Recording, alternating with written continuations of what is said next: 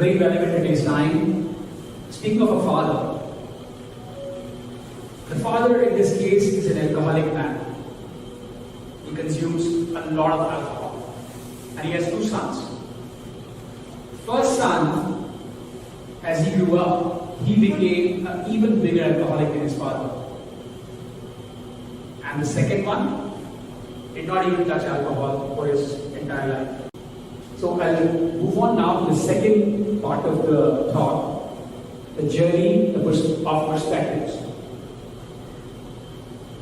And when you talk of perspectives, this is one image that comes to mind. There are many, but for simplification, there are several people who were blinded, who put a cloth on their eyes, and were thrown into an environment where they had to feel and say what they are seeing, right, or what they are feeling as they touch this creature. The gentleman who's at the tail end, who's, as you see, touching the tail of this big elephant, when asked what this could be, he said it's a rope. While the person who is touching the same elephant is drunk, is saying it's a spear. And the guy who's at the top, blinded, looking at the ears, saying it's a fan. So it's the same elephant, but how they're looking at the same thing really depicts the perspective. Another story that I want to give you, simply put, very relevant in today's time. Speaking of a father, the father in this case is an alcoholic man. He consumes a lot of alcohol and he has two sons. First son, as he grew up, he became an even bigger alcoholic than his father. And the second one did not even touch alcohol for his entire life. And somebody came to ask his two sons. The first one who was an alcoholic, he said, "What happened? Why did you drink so much?" He said, "I watched my father." Then this same gentleman went to ask his second son, who never touched alcohol in his life, "Why did you not even touch your entire life?" He said, "I watched my father." So as you see, like both people had the exact same,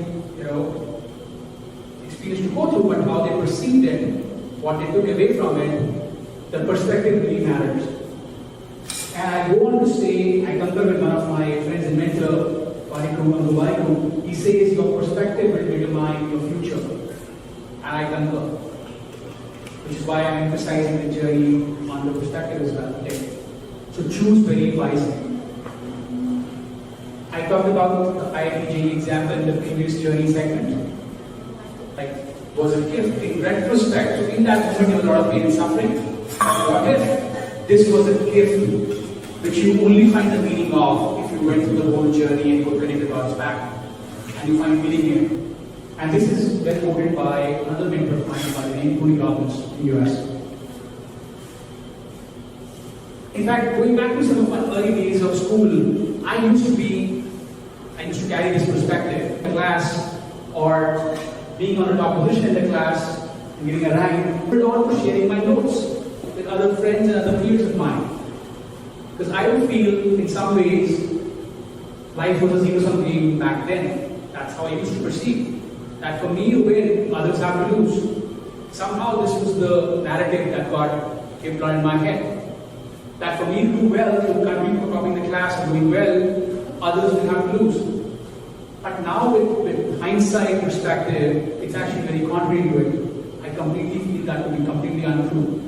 For me to win, others don't have to lose. We can all win together. And the way I look at life now is from a state of abundance. So now, in fact, I'm sharing not just my notes, but the learnings that I've had in my life through this platform and through the platform that I continue to share my life learnings with. The other thing I will say, as you see this rocket, is the power of I. Something Simon Sinek speaks a lot about. Once you have your why sorted, why you do what you do and how you do it becomes more simplified. And that is not just for an individual, it continues to hold true for organizations that I work with and worldwide. So there is this value of discovering your why, and then that becomes the real propeller to launch the rocket, and the how and what follows. There's a big element in perspective around belief system, the sankalp. How you believe in your own self, the self-belief that you have, other elements of having faith in the higher force, the universe, the divine God, whatever name you give to it. But having faith in the larger picture, in the larger force, is a game changer as a belief system. At least holds true for my life. And there are many such belief systems that I continue to develop and inculcate through habits in my life. And some rules that come to mind practically to be able to build that perspective. Many people get into point of views of people, of books, of videos, also through experiences and exposure, and this thought comes back, the meditation comes back. It's a wonderful tool to separate yourself from who's actually conducting the thing and witnessing it separately in terms of what's really happening and why that's happening, and witnessing and observing that. But you get to that perhaps after a little bit of practice, which is why the daily habit around it.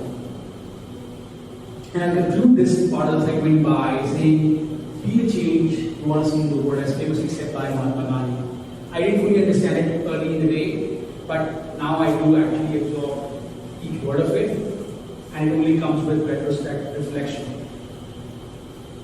Moving on to my third and the last segment for today's talk, on my journey of playing the mind.